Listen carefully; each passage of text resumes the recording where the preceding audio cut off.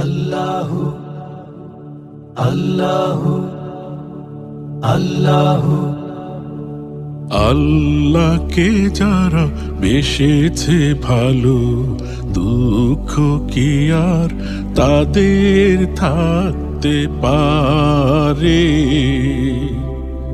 দুঃখ কি আর তাদের থাকতে পারে?